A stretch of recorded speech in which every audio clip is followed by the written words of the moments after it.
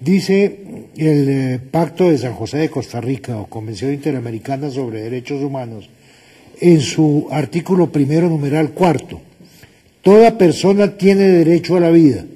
Este derecho estará protegido por la ley y en general a partir asimismo, mediante la Convención Interamericana sobre Derechos del Niño dice en su preámbulo: teniendo presente que, como se indica en la Declaración de los Derechos del Niño, el niño por su falta de madurez física y mental necesita protección y cuidados especiales, incluso la debida protección legal, tanto antes como después del nacimiento.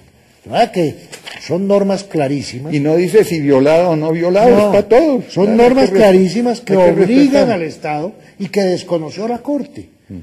Por eso es mi tesis de que sí hubo delito de prevaricato, porque es un fallo de la Corte evidentemente contrario a la ley, porque resulta que la Constitución obliga no solamente al respeto a la cosa juzgada, sino obliga el respeto a los tratados internacionales que tienen valor superior al texto mismo de la Constitución. Y los violó y los ignoró. Pero hay otro caso que don Arturo tocó también, y es el caso de las malformaciones. En eso también tenemos que ser muy claros. Primero, si uno tiene derecho de suprimir una vida malformada en el vientre, en la gestación, ¿por qué ese derecho no se extiende también fuera del vientre? Por ejemplo, a los malformados que ya nacieron con malformaciones atroces, que eso fue precisamente lo que hizo Hitler, ¿no es cierto? Que dijo, vamos a acabar no solamente con los que ya con los que están en los vientres, sino con los que ya han nacido y están malformados. Bueno, eso sería hitlerismo jurídico, ¿no? Pero habría que reconocerle a la Corte que dice que solamente la malformación que hace inviable a la criatura después del nacimiento, no cualquiera. Yo quiero insistir en eso, porque creo que si uno da la idea a los televidentes de que lo que la Corte dijo fue que cualquier malformación despenaliza el aborto en esos casos, puede inducir a algunas madres eventualmente, o a algunos médicos también, a practicar abortos simplemente a niños que tienen malformación. El problema, Rafael, es que en esto, como en el viejo cuento, basta quitarle el cerrojo a la puerta. Una vez quitado el cerrojo, ¿qué pasa? Se va abriendo. En todos los países del mundo, en todos, pero no hay una sola excepción. Se comienza en pequeño, se comienza con casitos así. ¿Y se termina dónde? En cualquier momento y por cualquier circunstancia. Le voy a dar un país en contrario porque nos sirve mucho. En la Polonia comunista había apertura general para el aborto. No estaba penalizado, estaba legalizado.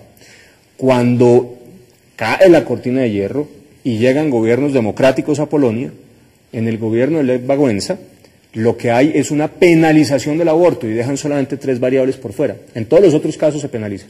Pero ¿por qué voy a esta historia que es interesante? Porque la tasa de mortalidad en Polonia, de mortalidad materna en Polonia, en la época en que el aborto estaba legalizado, era 5 veces más alta que la tasa de mortalidad materna en el momento en que el aborto volvió a ser prohibido. Y ese es un argumento que me parece muy importante para señalar algo que va en contra de lo que sostienen los proabortistas.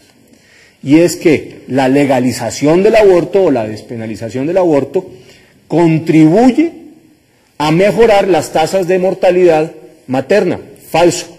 Hay países como la India, donde el aborto es prácticamente legal, que tienen la tasa de mortalidad materna más alta, y países como Polonia o Irlanda, donde prácticamente en todos los casos está penalizado y la tasa de mortalidad materna es muy baja. Es que eso también tiene una explicación, tiene varias causas. Una de las causas es que en otra ley, en ninguno de los países donde se ha legalizado el aborto, incluso en la forma más amplia, desaparece el aborto clandestino. ¿Por qué? Porque hay circunstancias y hay casos de personas que por vergüenza, qué sé yo, por cualquier otro motivo, no acuden a las clínicas legales, sino que prefieren de nuevo seguir en las trastiendas para que les hagan el aborto, con el grave peligro que se va a presentar. De modo que ese cuento de que la legalización del aborto va a evitar los casos de muertes o fallecimientos por ser practicados en condiciones antihigiénicas o por personal no experto, no es cierto. Es que el aborto legal no significa aborto seguro. Sí. Y nos vamos a América Latina.